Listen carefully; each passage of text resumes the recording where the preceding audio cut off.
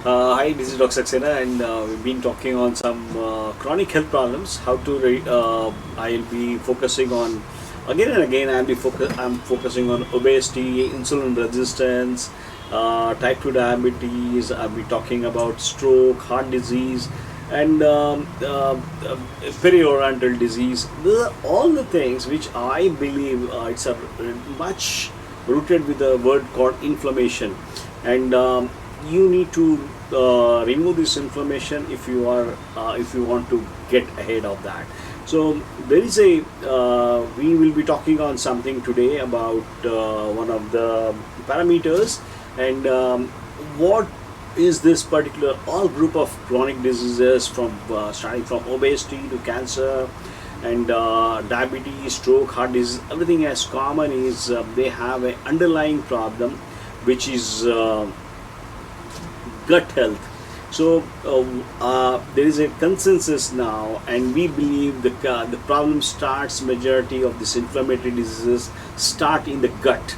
So so the thing is, this is a chronic inflammation in your gut disturb the normal functioning of many bodily systems, and there appears to be a connection between certain types of bacteria and the body fat that produces heightened inflammatory response and drives the inflammatory process.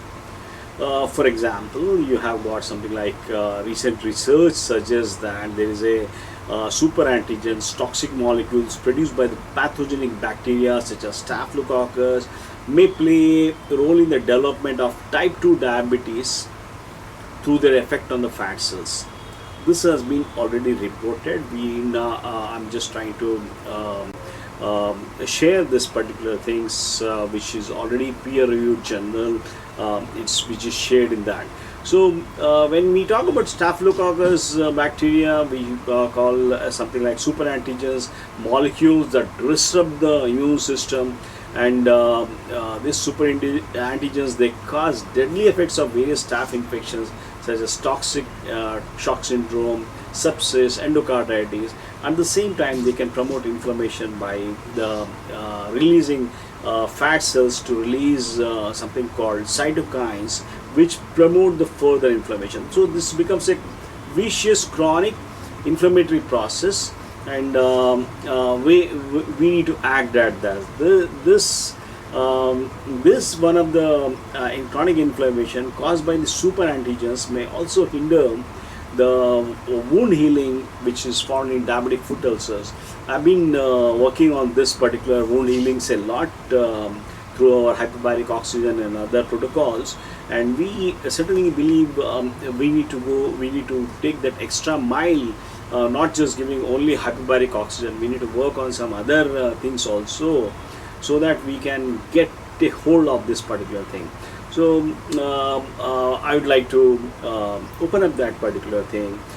This is certainly when a diabetic foot with chronic non-healing ulcer comes to me, I definitely work on this particular thing. But at the same time, I'm interested in how I can break that inflammatory cascade so that things can be better. So this cascade, this is a perfect storm of inflammation which promotes diabetes also. There is a research which was shown that obese people have different intestinal bacteria than the slim people.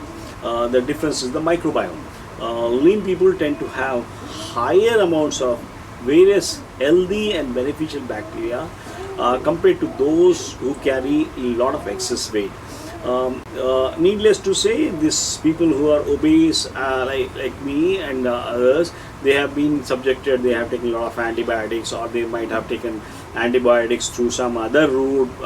If you are able to, if you are using something like a chicken or this particular stuff, you are definitely getting into antibiotic thing as well. You are through your chicken, or through your non-veg item, through your glyphosates in the food, everything, this microbiome gets depleted. So this staph bacteria, this research which we have talked about of with Staphylococcus E. coli, which triggers the fat cells to produce inflammatory cytokines, is the real problem. And I certainly believe in the present pandemic also, when we are trying to work on this area, we believe this trigger inflammation which is triggered by this thing is also one of the big takes, and we need to address that particular thing, because this cytokine storm which we are talking about, this cytokine storm is triggered by this bacteria, this bacteria in like staph as well as E. coli or any virus can trigger the fat cells to produce inflammatory cytokines. So what can be done now? What is this trying to tell? Because this is how we need to we try to work on a lot of anti-inflammatories. We try to work with a lot of steroids and all that.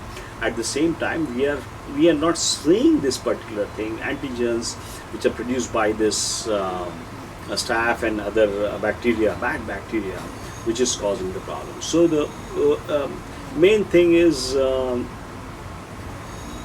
just try to understand, because we are talking about a correlation between a lean person as well as an obese person. Obese person has got less, not a healthy microbiome. And have you seen, this is one of the reasons why the only breastfed babies have low risk of obesity, as other kids who have been on formula fed things. So here this is the kind of link as such we would like to put across, because this bifidobacteria which flourishes in the guts of fed babies are not there in formula fed infants.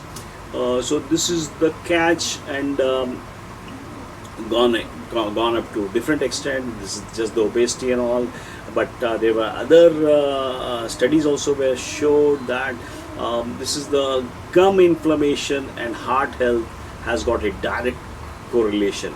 Role of inflammation, this chronic diseases, heart health is of utmost importance. There is a researchers at Columbia University suggested that if you look after your gums, it could also be reducing your risk to the heart disease. They claim the improving dental care slows the speed with which the plaque builds in the arteries. 100% correct. We need to take care of that, because it's the gingivitis, which is causing this particular problem of heart blocks and all that.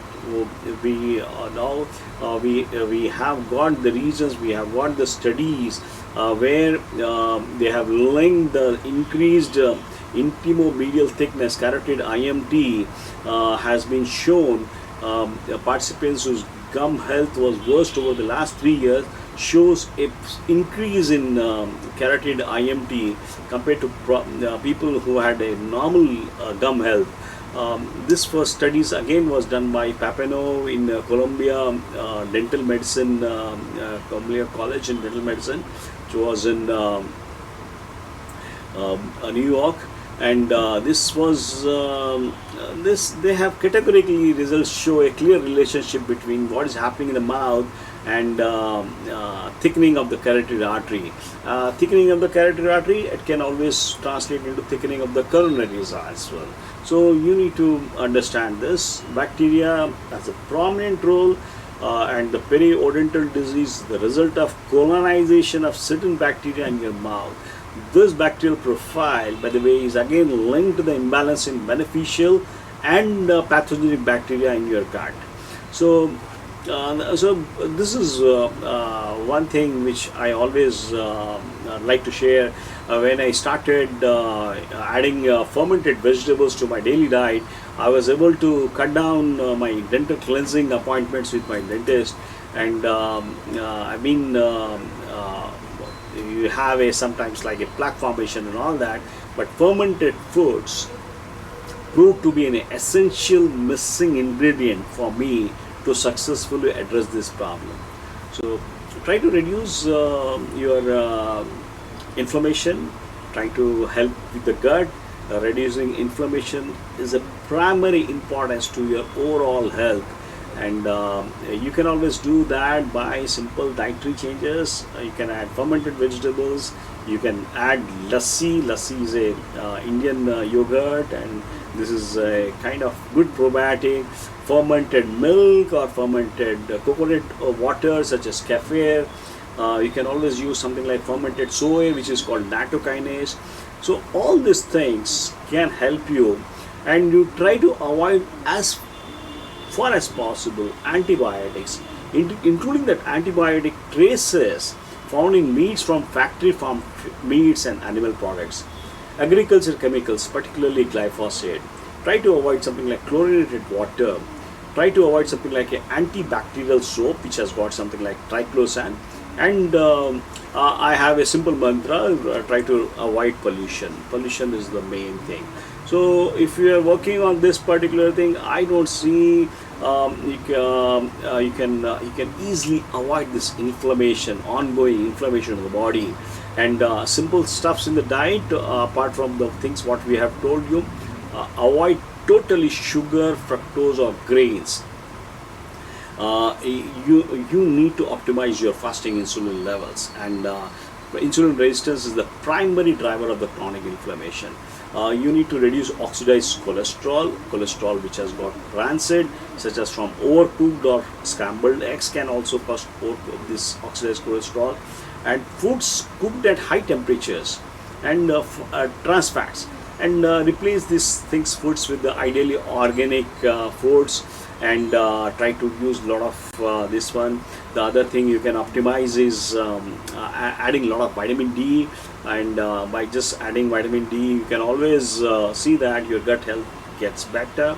And you can use one more strategy to help reducing the inflammation is grounding, and which is called earthing. And I've been we believe that these are the some of the simple steps by which you can always reduce your this one, and you can improve your optimal health, address the and avoid chronic disorders just by making your gut friendly to microorganisms, and trying to see that your gum also is healthy, and avoid all these things which we have been talking about for a very long time.